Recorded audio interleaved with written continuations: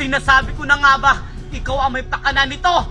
Pero Mami, wala ka namang sinabi! Manahimik ka! Paano ka nakalaya, Junjun? Di ba nasa kulungan ka?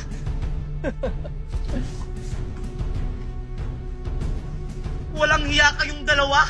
Pinagkatiwalaan ko pa naman kayo, mga traidor! Tita Valerie, nagpaplano ka pa lang, nakapagplano na ako. Sir, salamat sa tulong niyo. Walang anuman yan, Junjun. Nandito kami para tulungan ka. Basta nasa tama, tutulungan ka namin. O tara na. Mga walang hiya kayo! Nasaan ang asawa ko? Ilabas niyo si Daddy! Nasaan ako? Valerie? Megan? Junjun? Nasaan kayo? Daddy? Mami! Boses yun ni Daddy! Marco! Asan ka? Junjun! Ilabas mo ang asawa ko! Hindi ko ibibigay si Papa sa'yo dahil masama kang babae! Hindi masamang babae yung mami ko! Sadyang mahal niyo si Daddy! Alam mo, Junjun, ikaw yung masama kasi kinidnap mo si Daddy! Manahimik ka, Megan, kasi wala kang alam. Alam mo ba na may kabit ang mami mo? Mami! Totoo po ba yun? O di ba wala kang alam, Megan? Pero para mas malaman ang lahat, tawagin niyo si Papa. Sige, Junjun. Hindi totoo yan, anak. Napakawalang hiya mo talaga, Junjun. Sino kayo? Anong kailangan niyo sa akin? Huwag kang mag-alala, Boss Marco. Di ka namin sasaktan. Basta sumunod ka lang sa amin. Anong gagawin niyo sa akin? Saan niyo ako dadalhin? Basta sumunod ka lang sa amin.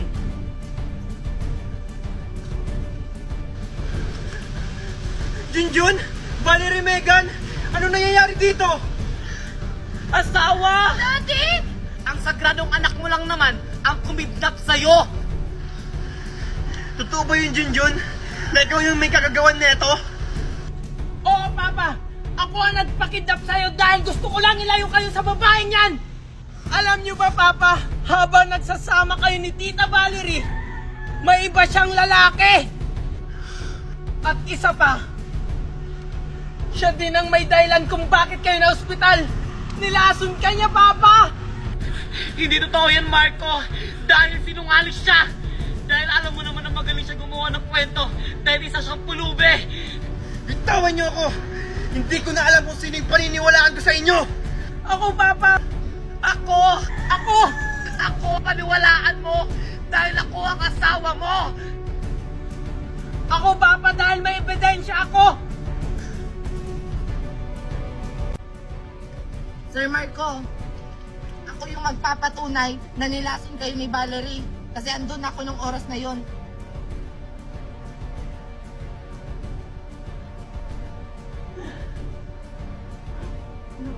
Nasaan ba yan? Ano kayong gagawin mo ng Valerie? Sir Marco? Junjun! Walang iya ka, Valerie. Bakit mo nagawa sa akin yon? Hindi lang yan, Papa, may isa pa. Gawin niyo nga ako? Boss Junjun, ito na siya. Arturo! Ano, Valerie? Tita Valerie. Unahan lang yan. Mami, ba't mo to ginawa kay Daddy? Walang iya ka, Valerie.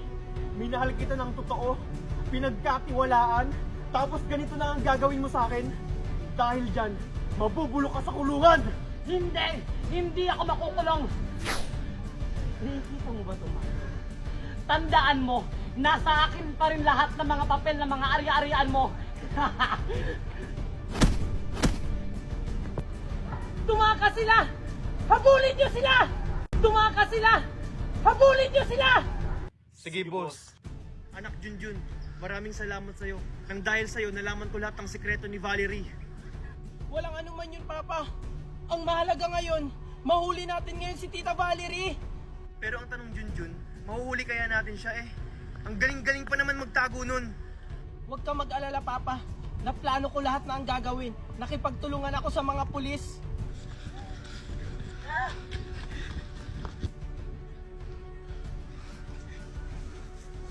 Asa na kaya si Arturo?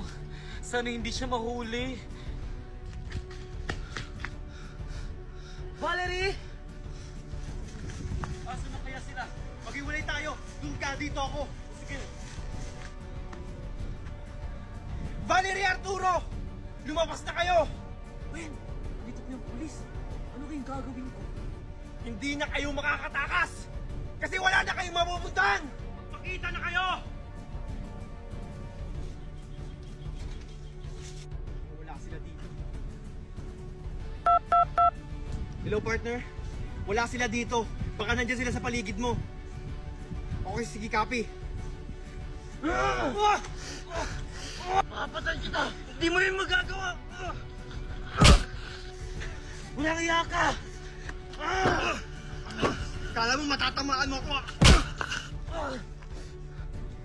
Saan mo na?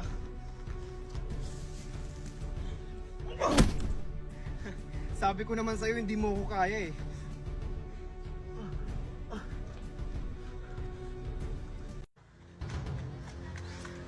Kailangan ko umuwi para hindi ako maabutan ni Marco at Junjun.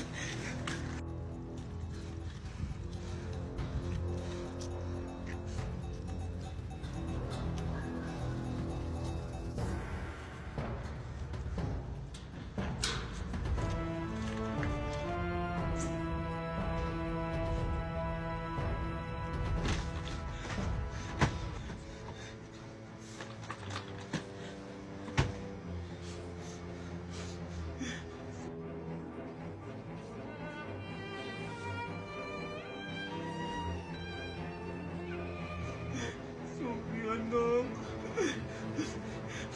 Babalikan kita kapag okay ng lahat.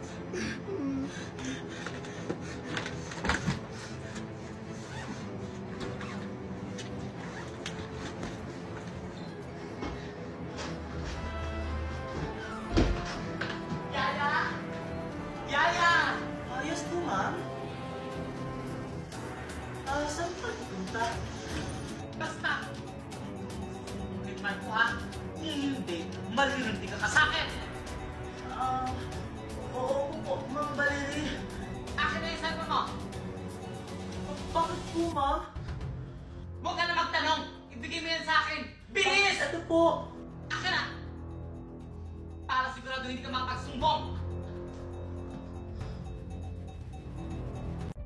Nanda kayo sa akin kapag nakalabas ako dito! Megan, Junjun, ito na yung bagong bahay natin. Wow! Ang ganda, Papa! Ang laki-laki! Simula ngayon, Junjun, daddy na ang tawag mo sa akin, okay? Okay, Daddy. Thank you, Daddy! Ang ganda-ganda ng bahay natin! Junjun? Ano yan, Megan? Sir Marco! Oh, mga anak, maiwan ko muna kayo dito ah. Tinatawag na ako ng abogado natin.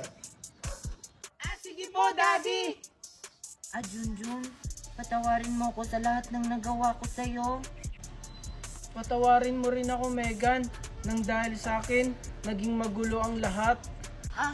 Hindi, Junjun. Ginawa mo lang ang tama. Akala ko kasi, magbabago pa si Tita. Sana nga magbago na si Mami. Kasi miss na miss ko na siya.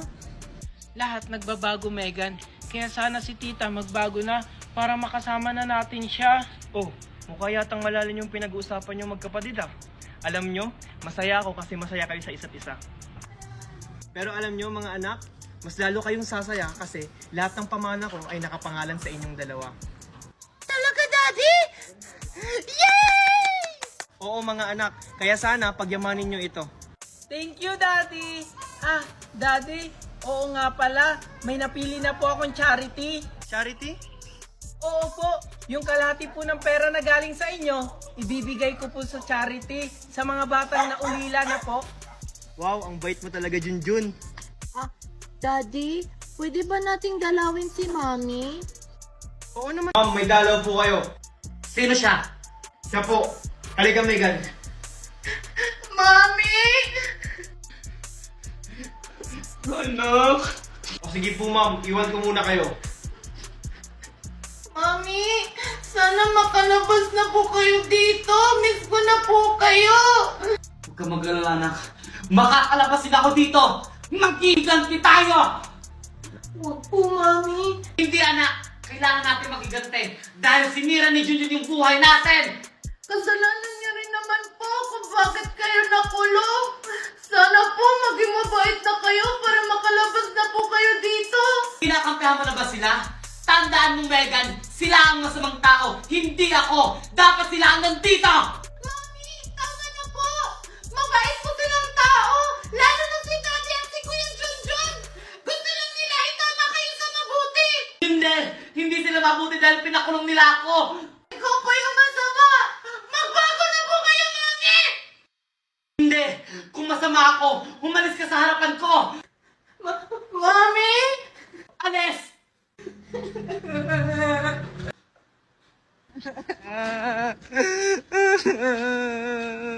Oh my God! Ba't umiiyak? Ayoko na po kay Mami. Bad siya, bad. Anong ginawa niya sa'yo? Basta, ayoko na kay Mami.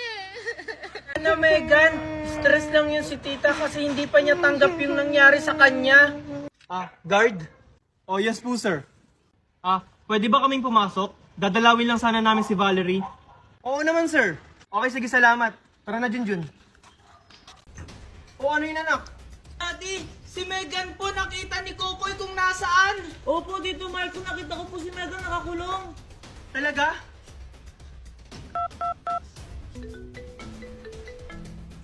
Hello, sir? Hello? May kailangan po ba kayo? Alam na namin kung nasan si Megan. Humanda na kayo. Okay, sige, sir. Copy. Partner, nakahanap na doon nila si Megan. Maghanda na kayo. O sige, sir. Junjun, Kokoy, huwag na kayong sumama para hindi na kayo mapahamak. Tito, paano niyo po malalaman kung nasan si Megan kung hindi niyo ako isasama? Oo nga pala. Sabihin mo na lang sa akin kung saan yung address. Alam niyo po ba yung lumang bahay doon sa kabilang barangay? Yung kinaaling banang? Doon po nila tinago si Megan. Okay, sige. Kokoy, sundan natin sila. Oo, sige, Junjun. Kokoy, hintayin mo ako! Bilisan mo kasi, Junjun, baka mabutan tayo ng daddy mo. Sige, sige. Wait lang, Junjun. Doon nila tinago si Megan. Talaga? Sige, puntahan na natin.